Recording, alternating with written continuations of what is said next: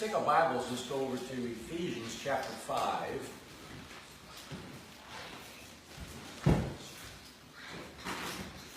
Ephesians chapter 5.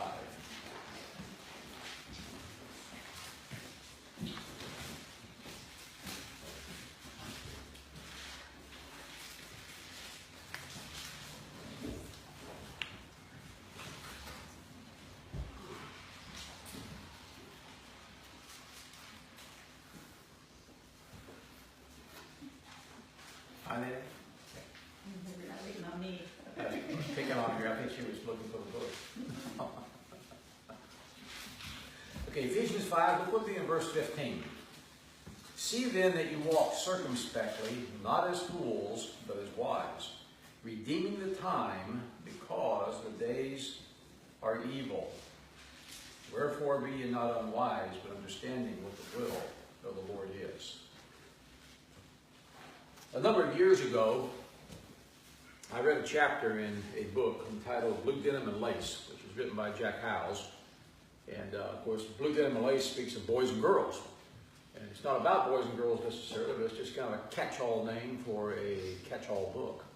But one of his chapters was entitled, How to Get 25 Hours Out of a 24-hour day.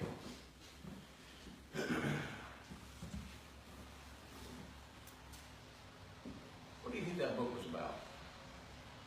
That chapter you read. Redeeming the time. Redeeming the time. How do you redeem time? Really,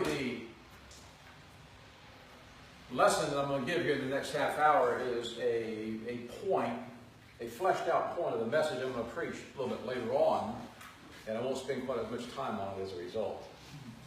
But redeeming the time is something that is within the scope of what is called the will of the Lord. And being wise and understanding the will of the Lord. How do we get the most out of our time? How many of you feel like you're just in a rat race most of the time? It's all you can do to catch up, let alone get ahead.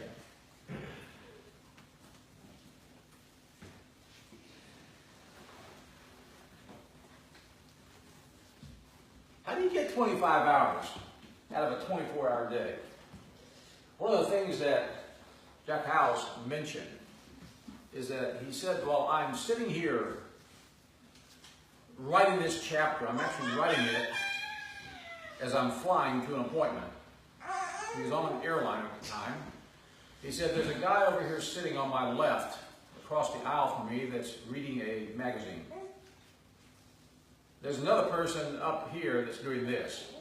And he began to just point out, just observations of everyday things that you would see in real life, no matter where you are. People that are really just whiling away their time. He says, I'm writing a book. Now, I'm no fan of Jack Howes, don't misunderstand me, but I'm going to use him as an example, and sometimes he has some good things that he can offer. Jack Howes spoke an average of 3.5 times a day. Now you think of that for a minute. This is a full-time pastor at First Baptist Church in Hammond, Indiana. He flew all over the nation. He spoke 3.5 times a day. How did they do that and pastor a church full-time? Not only was he pastoring a church full-time, it was the biggest Baptist church in the state of Indiana. They regularly had 20,000 people in services on Sunday. How did he do that? And so it caught my attention when he wrote that chapter. And while I don't remember much of the details of it, it does reflect, or at least give some insight on what the Lord is telling us here about redeeming our time. Some people seem to get a lot more done in the day than other people. How do they do that? Do you find yourself ever just pondering that a little bit? Thinking about, man, how can this person that is so busy get so much done that it seems like I can just barely get out of bed before it's time for me just to fall back in bed? And I can't account for 1 minute of that day as to what I've really got accomplished.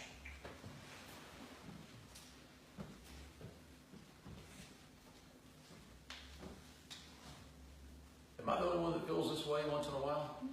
I'm just curious. I don't know.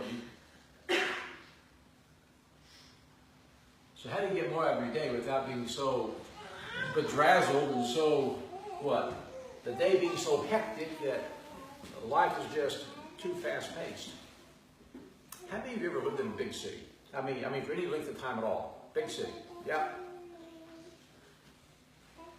Yeah, quite a few. Give me the cities. What cities? You guys were down in the Seattle area for a while. What you're referring to? We were in Portland, and Dallas, and there's some pretty big cities in our nation. Who else raised their hand? Where do you guys live? Just throw out the names of the cities. Hawaii. Hawaii's not a city. We were down in Los Angeles. Hawaii's paradise. Did you know that? Honolulu. Oh, Honolulu. Okay. All right, that's pretty fast-paced too. Who else? I saw hands. We were in Los Angeles. Los Angeles? You lived in Los Angeles? Yes. Man.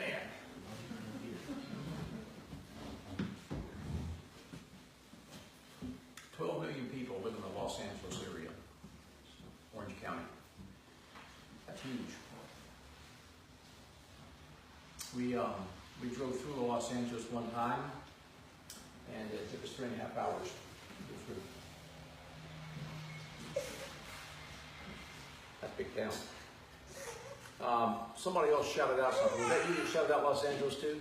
Okay, I wasn't sure. Anybody else? Big town? Fairbanks is not a big town, by the way.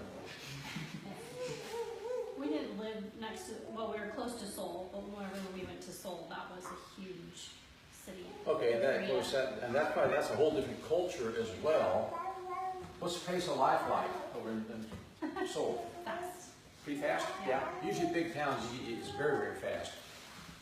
We were absolutely amazed. We, meaning my wife and I, were amazed at the difference in the pace of life from Portland, Oregon, just here to the interior of Alaska. And, we came up for 10 days to visit many years ago, and before we moved up here, and we're just incredibly amazed. You get so used to the fast, hectic pace that you don't realize the grind it's taking for years on end until you finally go into an area that is completely different when it comes to the pace of life. You know, everything's not rushed to the point that you just. Don't misunderstand what I'm saying here. I realize life can be very rushed in a rural area as well. We can allow it to be that way. The message or the lesson that we're trying to get across from Ephesians 5 here is not so much how to get busier in your life, but rather how to manage the time properly. How to get more out of your day. The urgency, or the terror of the urgency.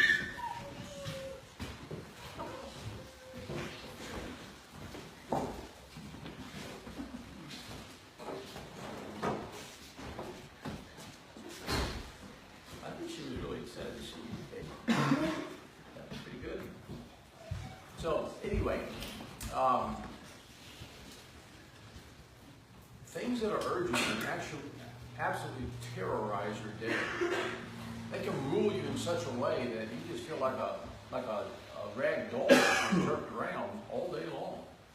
How do you avoid that? How do you overcome? Now, there are times it's going to be that way. You can't get around it. I understand emergencies are emergencies, but it seems like oftentimes we create our own emergency type days because we have not redeemed the time. Let me give you 5 points that'll help you out in learning how to, practical tips on redeeming the time. First of all, do not, well, this is not long, just an introductory to it, don't let the urgent rule your day. Don't let that happen. What do I mean by that? How many of us have ever been called upon by a friend, a family member, or a co-worker, perhaps even a total stranger or a neighbor, and they are having an emergency, and you get sucked in by it? And their emergency becomes your emergency. Ever have that happen? And I'm not saying sometimes it's not legitimate. And just out of the goodness of your heart, you're not going to be a help. But their emergency is not your emergency. So don't let the urgent rule your day. Just have a mindset that it's just not going to happen that way. People who plan poorly or do not plan at all tend to go from one emergency to another when it comes to time management. And they live always a step behind where they ought to be. That is just a way of life. And that becomes a habit. It becomes a habit with us as well. So here are 5 practical tips that we can use in redeeming the time. You don't have to use these. These are not necessarily biblical, but they at least apply to the concept of redeeming the time. Number 1, prioritize your day.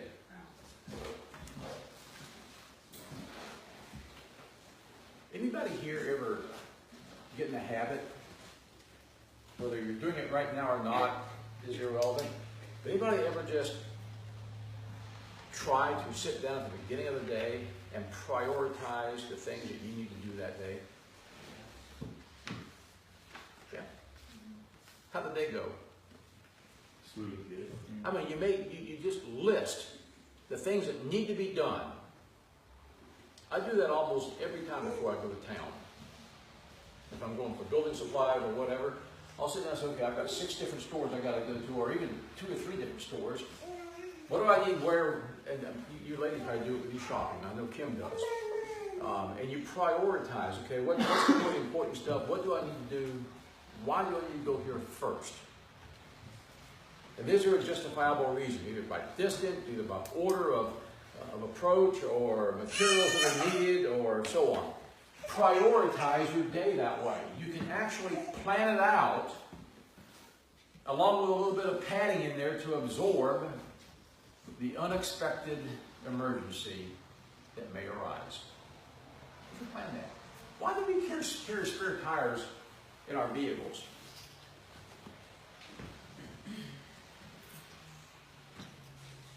Just you get a flat.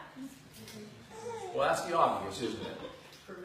And so what happens when you don't have the spare tire? And you have a flat?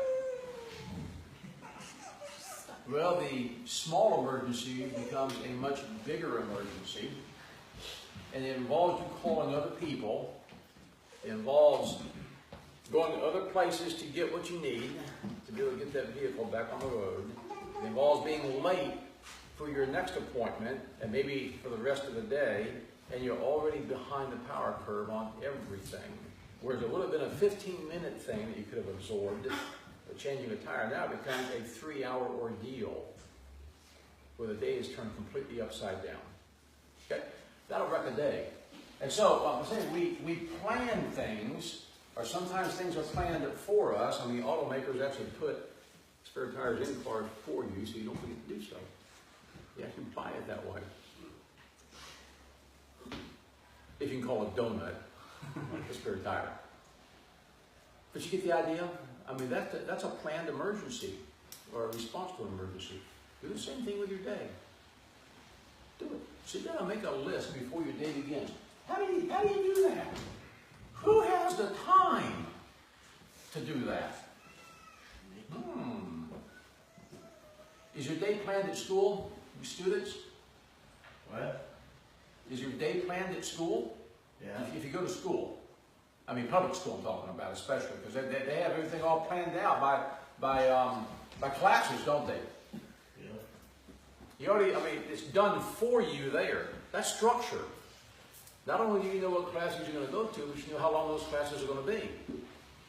And they even plan how long it's going to take to get from one class to another class. Now, so you have enough time to get to your locker, and maybe the bathroom or whatever, and get to the next class. It's not a lot of time, but it's just enough. All that's planned out. That's prioritizing the day, so they can get the most out of that day. What would happen if they didn't do that? Well, if we think public schools are bad now, you should see it without that. I mean, there'd be nothing going on. It'd all be just nothing but a play day. Well, it is that anyway half the time. At least it's planned. So prioritize your day. Do this by listing an order of importance on paper. What's really important?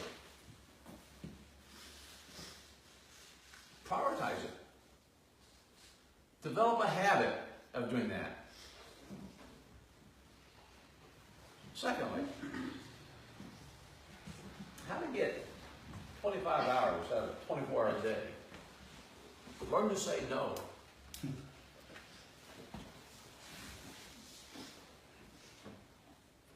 You don't have to do what everybody else wants you to do. You don't have to be a help to everybody. I'm not saying be so selfish that you're not generous at times with your time, but you're not obligated to do everything for everybody. Just learn the word. No, I can't do that. I'm sorry. I mean, that's pretty simple, isn't it? Yeah. I mean, there's a lot of folks that need to learn to do for themselves.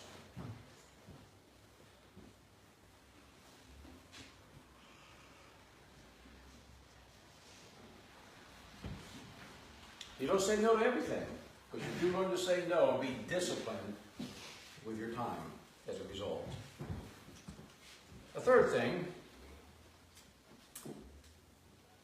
learn not to be too hasty in what you take on.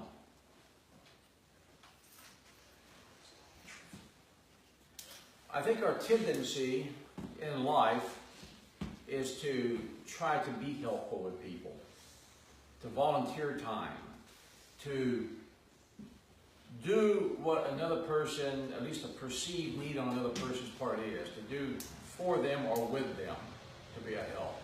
I get all that. That's actually a virtue that we actually treasure in our society and even in our church culture. But brethren, there are times we need to be very hasty. We should never be hasty to make those kind of decisions and jump into something so that we are so overstretched that the day is just completely wrecked. And it might not just be a day, it might be days or weeks, in some cases even months. And while the intention may be good, the reality is it's a nightmare. And you walk away complaining and scratching a bald spot on your head because you're saying, why in the world did I ever get myself into this? I must have a screw loose. And you probably do, if you keep repeating that. But I want to tighten that up a little bit. Okay? Learn, and notice the word, learn not to be too hasty in what you take on. How do you learn that? Learn to ask for time to consider and think about and maybe even pray about a request that somebody else is making for you before committing yourself to someone else's request.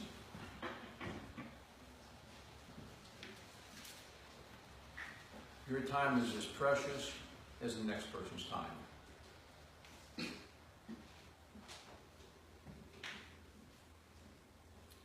I've learned that everybody has the same amount of time in each day. It's learning how to use your time properly with some discipline that makes a difference. Number 4.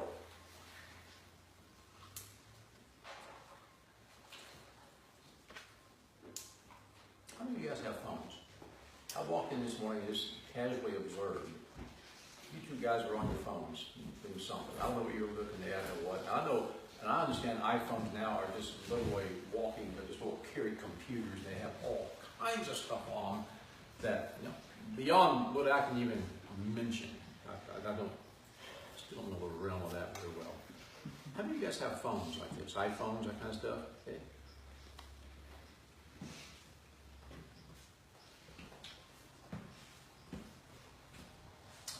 Number 4, don't let the phone destroy your day.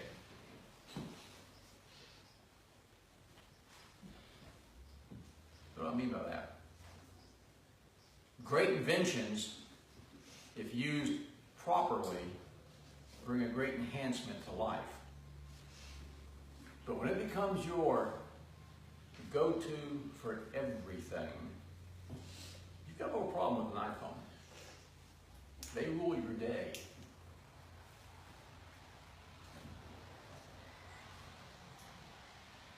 How so?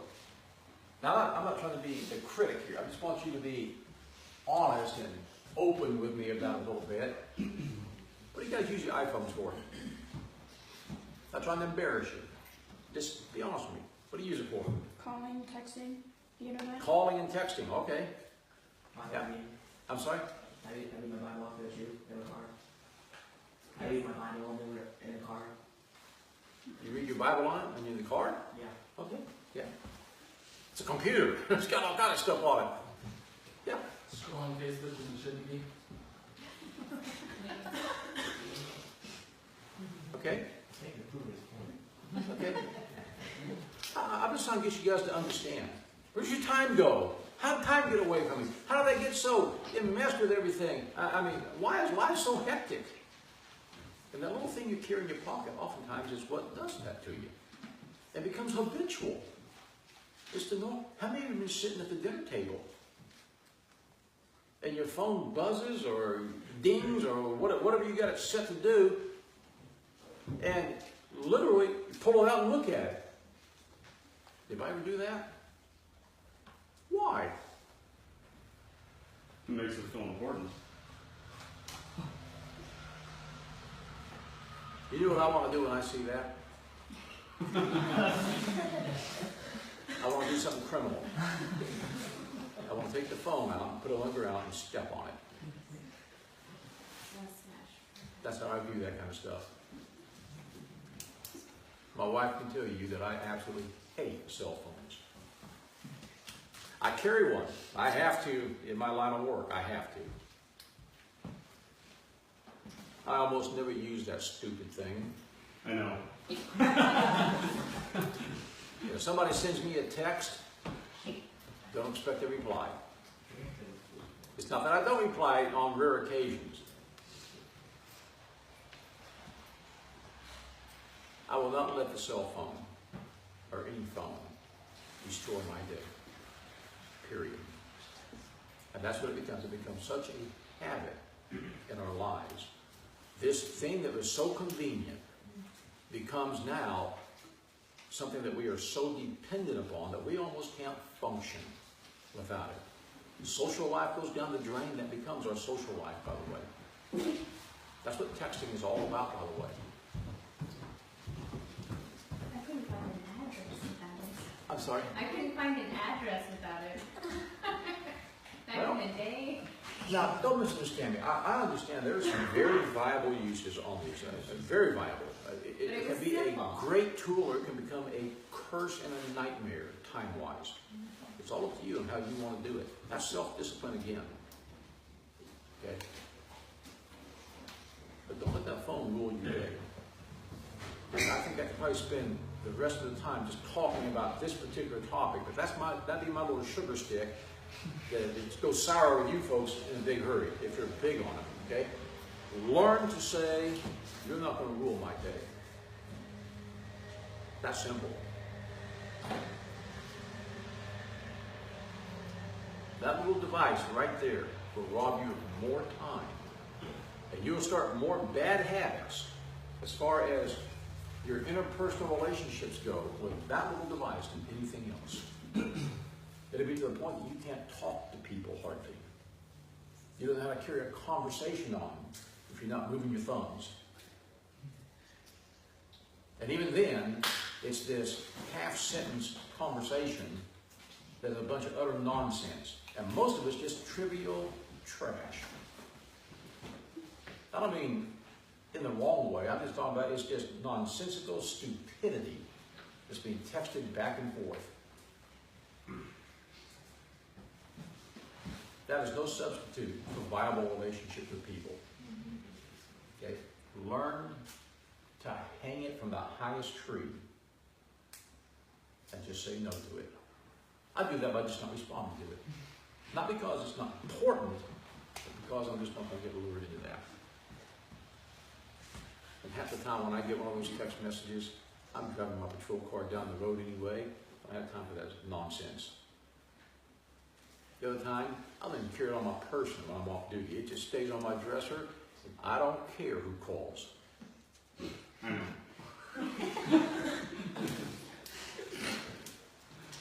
I've got a landline that I'll answer, by the way, if I hear it. What do you mean? What do you try to get a hold of me? I've tried to call you several times. You never answer your cell I leave a phone. message. I got a recorder on my phone. I check that all the time. Well, I call the house. Yeah. Yeah, once in a That's while. what- I never know where you're at. So That's the way to get a hold of me.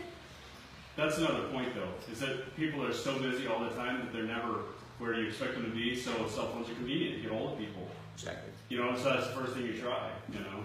And there's no reason why you can't. But then There is. everybody else's emergencies become my emergency. Well, You don't let them. That's the deal.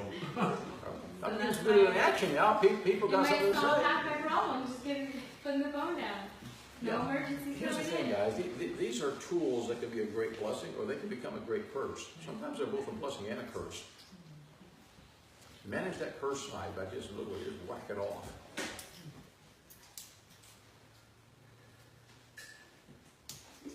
The tool we're talking about here, at least the young people haven't said a whole lot about this yet, but the tool we're talking about here is communicating. Communicate, viable communication. Yeah, I need to get a hold of somebody, but it's not, I just went outside, it's raining. Some kind of text like that, some stupidity that, duh. You know, why? I mean, I understand the great need to touch somebody with a message. But just run out in the rain, get wet, and go over there and tell them it's raining. They'll know then. That's more personal. I'm just saying it's abused. It's abused. We don't even recognize it as abuse. It really becomes abusive to our time and to our energy, our focus in life. Don't let it happen. If it has happened, cut it off. So don't let the phone destroy your day. Number 5. Get a schedule and stay on it. Structure your day by scheduling things. This is the norm in the business world. This is how we function in our work day. This is how we get things done. This is how productivity takes place. Anybody here mow their lawns? If you have one. You do? Good. I drive by your house once in a while. I see that the lawn's mowed over there. Yeah. Sometimes. So, when do you mow the lawn? I mean, is it your responsibility in your household that you're the lawnmower? Yeah. Okay. What day do you mow the lawn? Like every 4 months on a Saturday maybe, or Sunday. Okay. Depends. Okay. Have a set time for that? Yeah. Pretty much? Set days? Yeah, I mean, you mentioned a couple there. So some flexibility in that kind of schedule, which is fine. What if it rains one day, you can do it the other day? I understand that. But you schedule things to be done on a regular basis. Get on a schedule. Now, what do we mean by that? Let's flesh that out a little bit. We've got about 7 or 8 minutes before I'm going to cut you loose here. What do we do with that? How do you get on a schedule? Well, Let's look at some verses first. Let me give you some thoughts. Let's look at a couple of verses on this, okay? Turn with me to Proverbs chapter 13.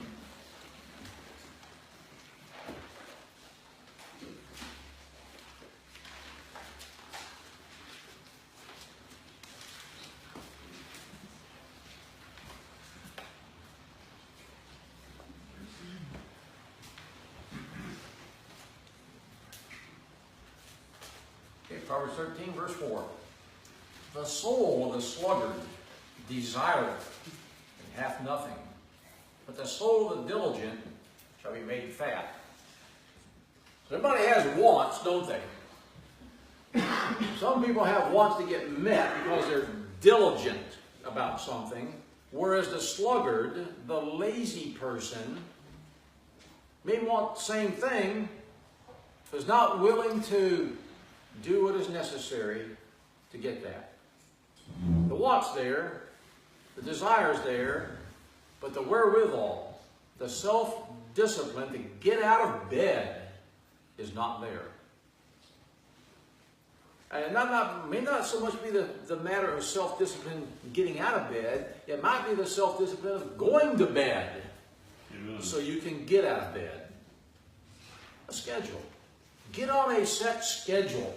It will lead you to some level of prosperity. That's what the verse is trying to talk about. Look over in Proverbs 26. Proverbs is a great one. Everybody here ought to read Proverbs a couple times a year. Just read it. Proverbs 26. Let's start in verse 13. The slothful man. Oh, we just talked about him, didn't we? The slothful man saith, there's a lion in the way. A lion is in the streets.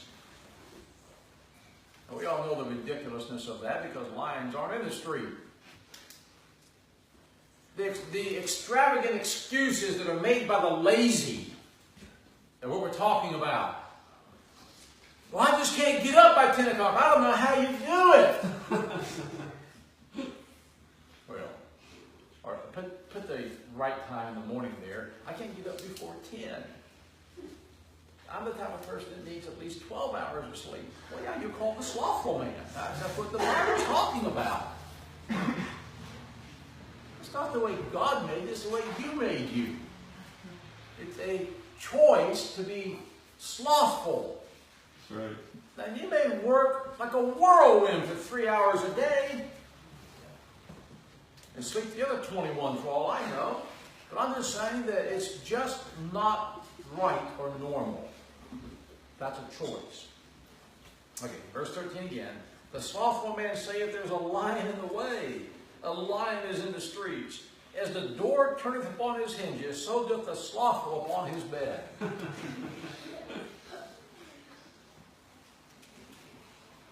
The slothful hideth his hand in his bosom.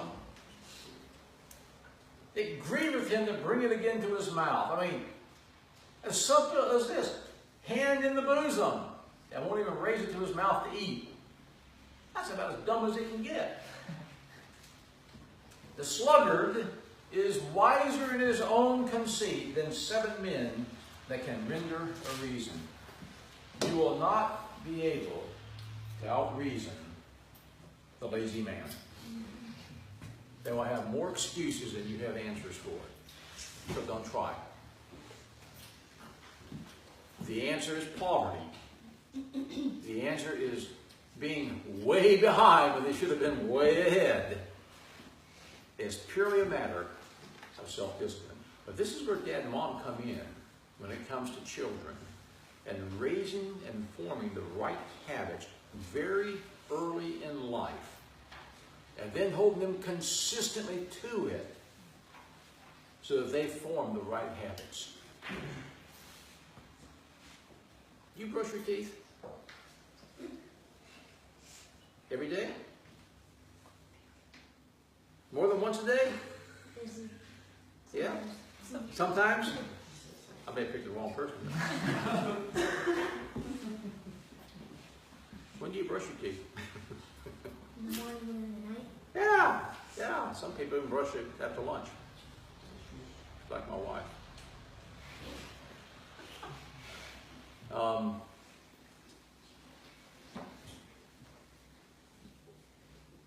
How long have you been doing that?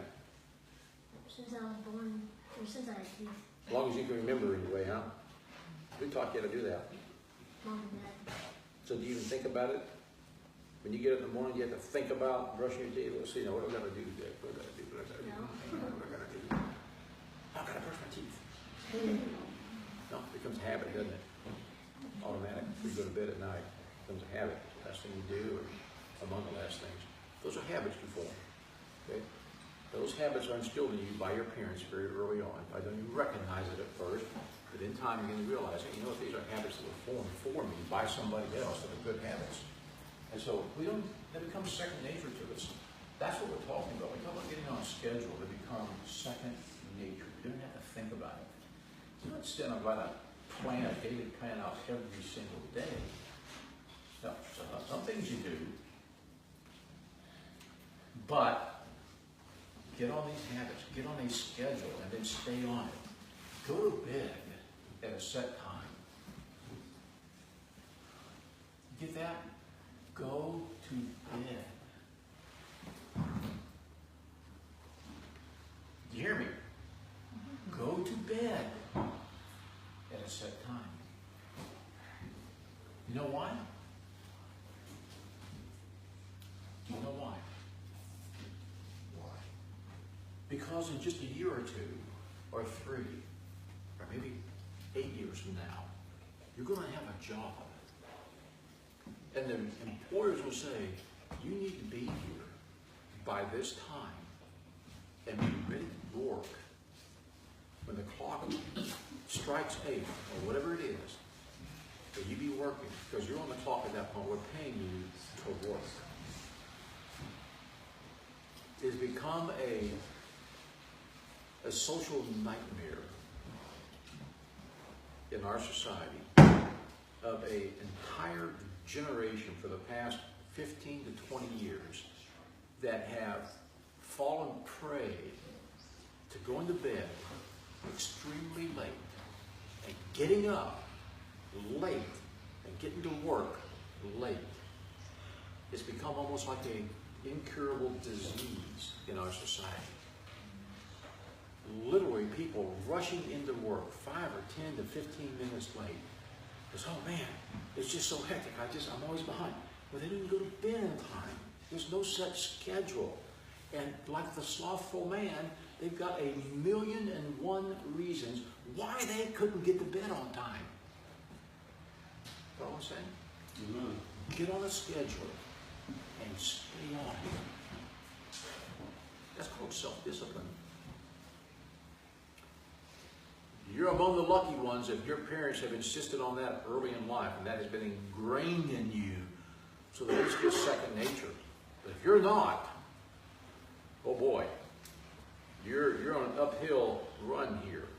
And it's going to be a little harder, but you're the one that has to have the initiative to change it. So that's the 5th point. Get on a schedule and stay on it. And that point is made this way. Go to bed. Go to bed. Get up. How many of you have to set an alarm to get up? I'm not going to embarrass you, don't worry. Yeah, set an alarm? Yeah. Do you get up or do you hit snooze? Snooze. All right? Now listen to the point again. Get up! The alarm is set, not to tell you to go back to sleep. The alarm is set. Get up. Don't defeat what it's going to do by doing. I used to have college friends all the time. They would set their alarm an hour early. Literally an hour early and hit snooze every 15 minutes until it was time that they had to get up.